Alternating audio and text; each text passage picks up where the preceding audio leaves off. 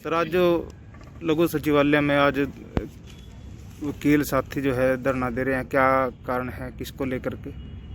देखिए, आज अधिवक्ता दिवस है, एडवोकेट्स डे है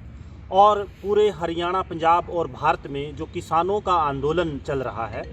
जो किसान आंदोलन करने के लिए सरकार जो गंधारी बन चुकी है उसको अपनी बात बताने के लिए जो सरकार ने जानबूझकर आंखों पर पट्टी बांध ली, उस सरकार को अपनी बात बताने के लिए कि जो केंद्र सरकार ने वो 3 कानून पास किए जिसमें न किसी किसान संगठन से, न खेती किसानी से जुड़े किसी व्यक्ति या विशेषज्ञ से कोई सलाह मशवरा किया गया, बल्कि कोरोना काल में जब पूरी दुनिया को सरकारी एजेंसियों ने पूरे देश के लोगों को, आवाम को घरों में बंद किया हुआ था, उस समय अध्यादेश के माध्यम से 3 कानून पास किए। खेती किसानी पहले ही बर्बादी के कगार पर है। 10,000 से ज़्यादा लोगों को हर वर्ष किसानों को आत्महत्या करने के लिए मजबूर होना पड़ता है। ऐसे हालात खेती और किसानी के हैं। मौजूदा समय में जो सरकार ने ये 3 कानून पास किए, जिनको काले कानून भी अगर कहें, कोई इसमें संदेह नहीं होगा, कोई अतिशयोक्ति नहीं होगी। इन कानूनों के माध्यम से जो खेती किसानी है वो और ज़्यादा बर्बाद होगी, ये किसानों का मानना है। और किसानों ने जब एक लोकतांत्रिक व्यवस्था में सीधे तौर पर केंद्र सरकार तक अपनी बात पहुंचाने के लिए वहां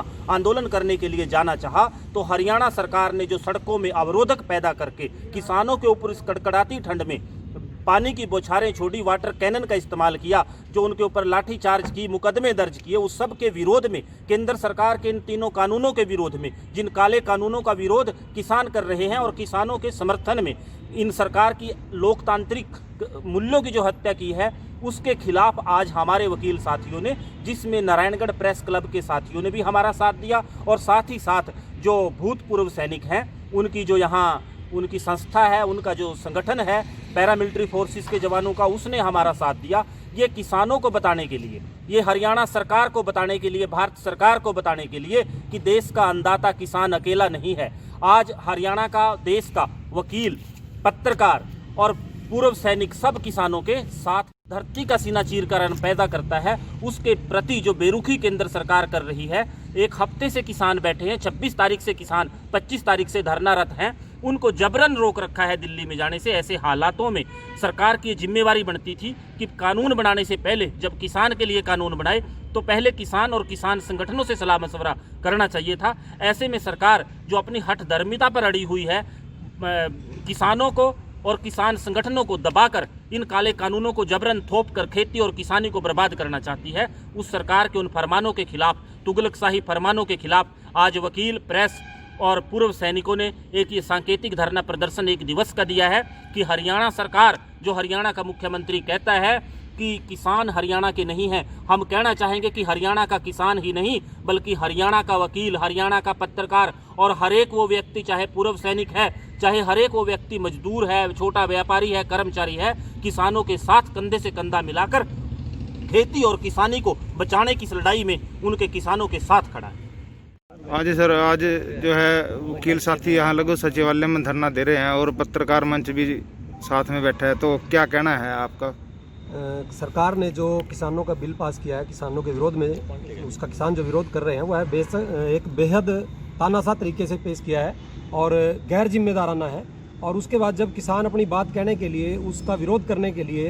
अपनी बात जो कहने के लिए जाना चाहते हैं, उनको रास्ते में पानी की बौछार डाल के, गड्ढे खोद के, उनके रास्ते जो है अवरुद्ध करके और प्रशासन का प्रयोग करके उनको अपनी बात तक कहने के कि वहाँ तक ना पहुँचे, उनको रोका गया है। यह बेहद मतलब एक अलोकतांत्रिक तरीका है। लोकतंत्र में जो है अपनी बात कहने का हर किसी को हक है और हमारी जो व्यवस्था है वो कृषि प्रधान देश की व्यवस्था है और किसानों को जो है एक अच्छे नज़रिए से देखा जाना चाहिए था। और जब वहाँ किसान वहाँ पहुँच गए हैं तो उन किसानों को कोई विदेशी बता रहा है, कोई खालिस्तानी बता रहा है, तो कोई पाकिस्तानी बता रहा है, यह बेहद निंदनीय है। और यही नेता आज जिन किसानों को रोक रहे हैं, जब अपनी रैली में अपनी कोई पार्टी की या किसी बात कहना चाहते हैं तो अपनी रैलियों के लिए सरपंचों पे, स्कूलों पे या और लोगों पे दबाव डाल के अपनी जो है उनके लिए परिवहन का प्रबंध करते हैं, गाड़ियों का प्रबंध करते हैं, उनको बुलाते हैं, चाय पानी की व्यवस्था करते हैं। लेकिन जब वो आज अपने बात कहने के लिए सरकार को जाना चाहते हैं तो उनकी बात नहीं सुनना चाहते। और दूसरा एक बात और कहना चाहूँगा कि जब इस मुहिम में, इस कानून को, ये जो एक न्याय प्रणाली जो है